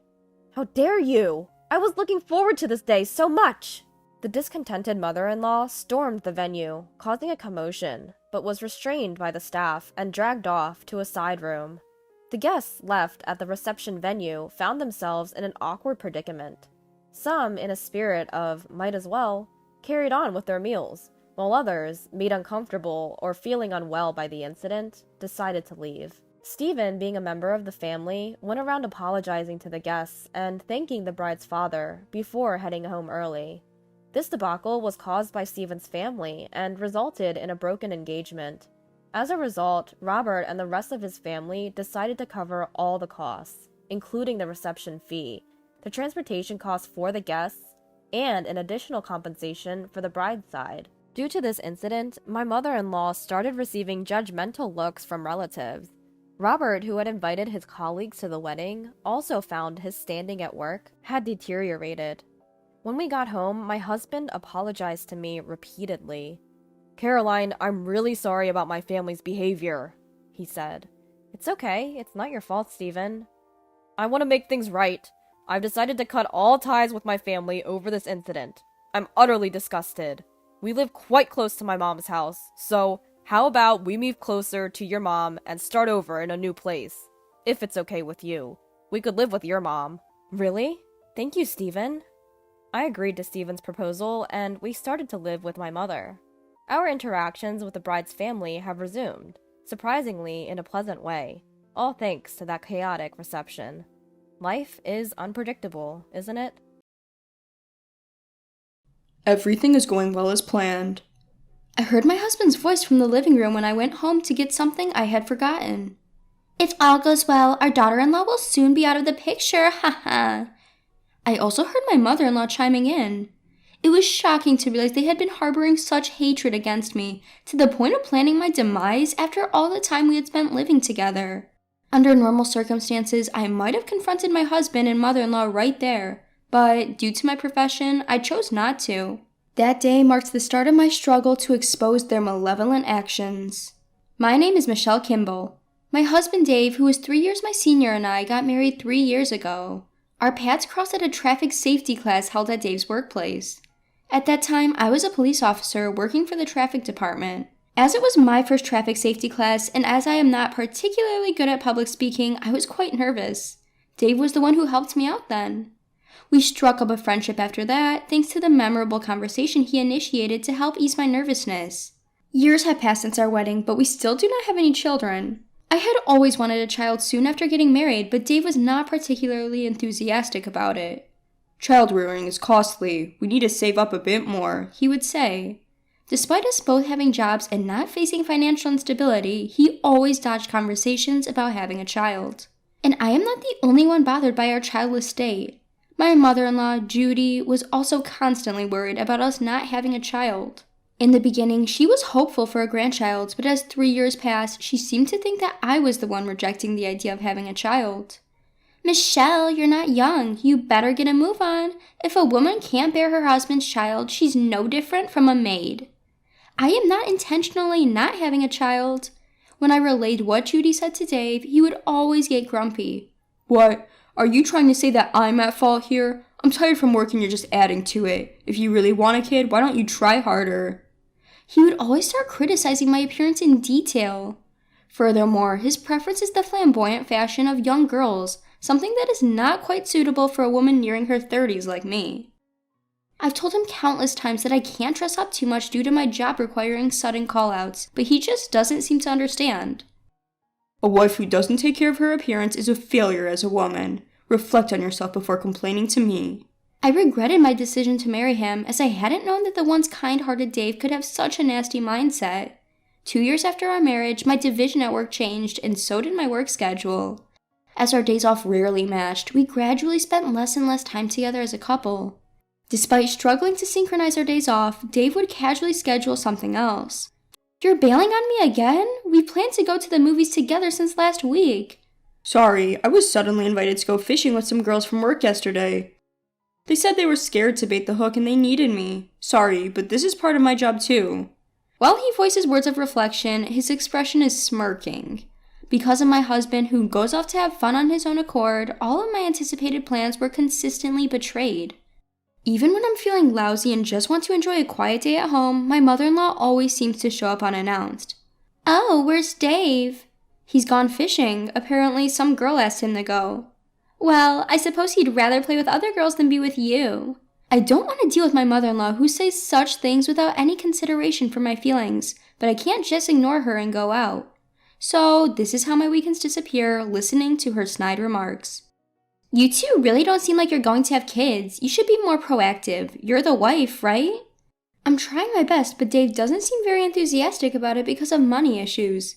Money? So how much are you earning now?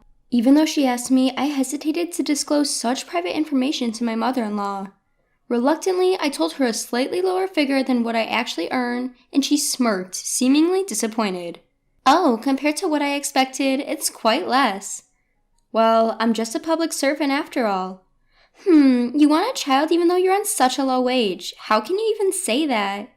What is she comparing with, I wonder? I'd appreciate it if she wouldn't compare a public servant to some rich person, but something about my mother-in-law's demeanor at this time bothered me. And this doubt was just the prologue to the story that was about to unfold. From that day, my mother-in-law started openly harassing me. She started visiting more often, almost half the days of the week.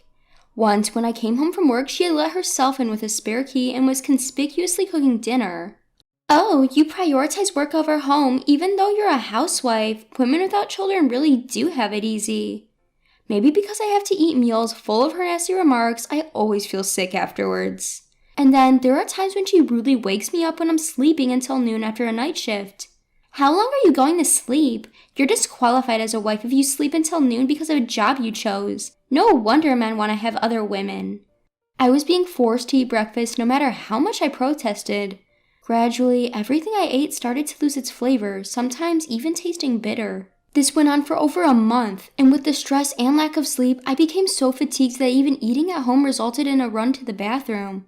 Seeing my weary face, instead of showing concern, Dave made it obvious that he was annoyed.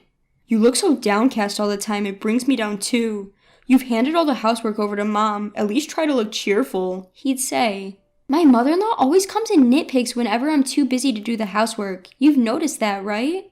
But despite my words, Dave would just ignore me and watch TV. He wouldn't listen to me, but he would laugh at the trivial talk that celebrities were having on TV, which made me explode with frustration. Dave, you've stopped making eye contact and talking to me recently. You even started canceling plans with me on your days off. Are you having an affair? An affair? What an accusation. At my words, Dave suddenly raised his voice. I have work obligations. It's easy for you to say without knowing the hardships. Or are you feeling this way because you're the one having an affair? He suddenly erupted, his face turning beet red. I was so taken aback by his outburst that I couldn't say anything in response. Moreover, Dave lashed out and smashed a vase that was on the table, the shards scattering all the way to my feet. That's way too much, even for you, I said. But for the first time, I felt scared of my husband. Since then, things like that kept happening over and over again, making me restless even when I was just at home. One day, due to work circumstances, I had to be away from home for a few days. On the day of my business trip, I left the house but realized I had left my important planner at the front door. I rushed back home to retrieve it. But the day before, we had a fight over his comment, "Must be nice going on a trip without doing any housework," so I felt awkward about seeing him again.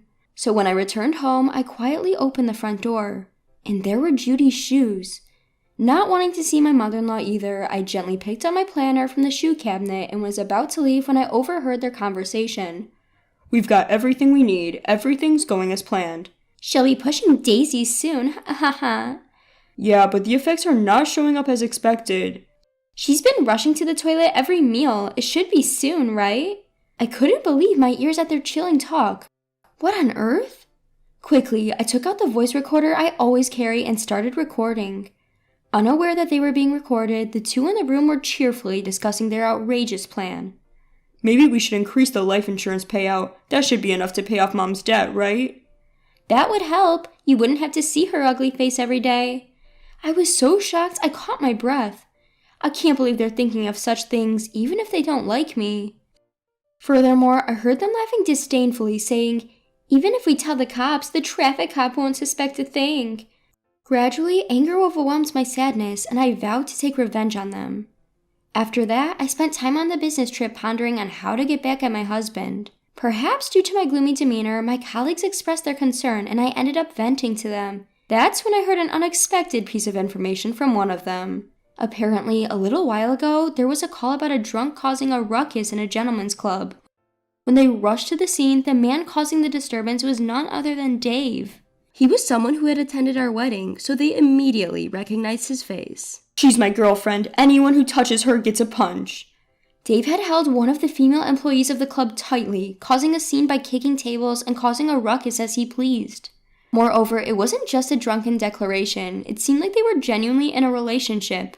I knew he was cheating. Somehow, all of my husband's past actions suddenly made sense. Surprisingly, I didn't feel much shock. Rather, I felt energized to thoroughly investigate my husband's infidelity. Watch out, I won't let this go as it is. A week later, suddenly, my husband started speaking to me in a gentle tone, as he did when we first started dating. Suspicious that he must have some ulterior motive, he presented me with a document. Michelle, you always do such a dangerous job with the police, and that's amazing. I'm proud as a husband, but I can't help but worry. However, it would be problematic if something were to happen, or if you were to become the target of a grudge. To my surprise, it was an application form for life insurance. I was convinced that he was planning to implement their plan. Still, I wanted to believe in Dave one last time. Do you really think so? Am I at risk of being targeted? If that happens, would you worry about me, Dave? I stared straight into his eyes. Please reconsider, I pleaded, but my husband nodded with a broad smile. Of course, that's why. Sign this application form quickly. I wonder if all he sees in me now is the life insurance payout he would get in exchange for my life. He's a good-for-nothing man to the end, but thanks to him, I felt that I could carry out my punishment without any reservations. Well, in this world, you never know who might be out to get you. That's right, there are so many dangerous incidents these days. For example, having a family member with a foolish idea. Oh, yeah. Like planning to get rid of a nuisance wife to be with a young mistress. Dave was clearly disturbed, his eyes darting around nervously. Being instigated by a debt-ridden mother to send the daughter-in-law to the other world with a large life insurance policy. What? Wait a minute, are you? I played the recording from the voice recorder in front of my husband. Out from it came my mother-in-law's conversation and crude laughter, distorting my husband's face grotesquely. Hey, how did you get this recording? I happened to overhear it. It was a good thing I was carrying a voice recorder. If I'd always been a traffic cop, I wouldn't carry one around. Aren't you still in the traffic department? I'm in the detective division now. I told you, didn't I? Well, I guess you weren't listening since you were too preoccupied with a certain woman. I confronted my husband Dave with photos of his affair that he had hidden in his room. These were all undeniable evidences I found while rummaging through our house when he wasn't around. What? I don't know anything about these photos. I don't even know this woman.